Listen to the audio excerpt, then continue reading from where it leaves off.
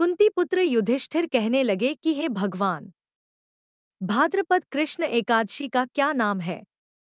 व्रत करने की विधि तथा इसका माहात्म्य कृपा करके कहिए। मधुसूदन कहने लगे कि इस एकादशी का नाम अजा है। यह सब प्रकार के समस्त पापों का नाश करने वाली है। जो मनुष्य इस दिन भगवान ऋषिकेश की पूजा करता है उसको वैकुंठ की प्राप्ति अवश्य होती है। अब आप इसकी कथा सुनिए। प्राचीन काल में हरिश्चंद्र नामक एक चक्रवर्ती राजा राज्य करता था। उसने किसी कर्म के वशीभूत होकर अपना सारा राज्य व धन त्याग दिया, साथ ही अपनी स्त्री, पुत्र तथा स्वयं को बेच दिया। वह राजा चांडाल का दास बनकर सत्य को धारण करता हुआ मृतकों का वस्त्र ग्रहण करता रहा, मगर किसी प्रकार से सत्य से विचलित नहीं हुआ।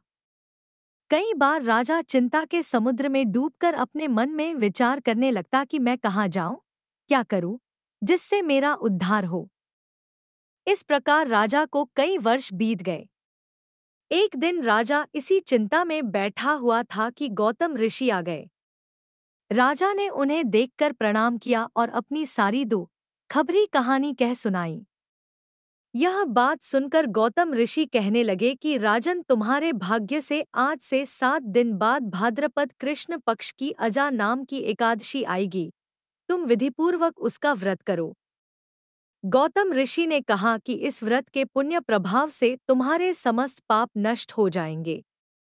इस प्रकार राजा से कहकर गौतम ऋषि उसी समय अंतर्ध्यान हो गए।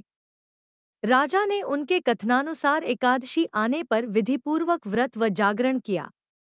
उस व्रत के प्रभाव से राजा के समस्त पाप नष्ट हो गए। स्वर्ग से बाजे बजने लगे और पुष्पों की वर्षा होने लगी।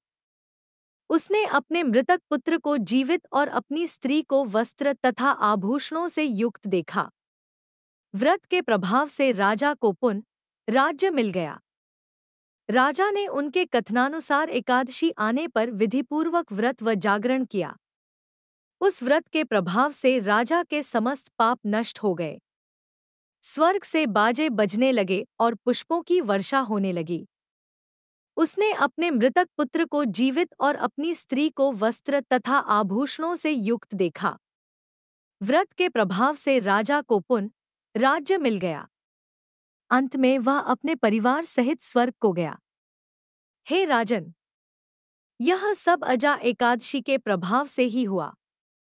अतः जो मनुष्य यत्न के साथ विधिपूर्वक इस व्रत को करते हुए रात्रि जागरण करते हैं, उनके समस्त पाप नष्ट होकर अंत में वे स्वर्गलोक को प्राप्त होते हैं।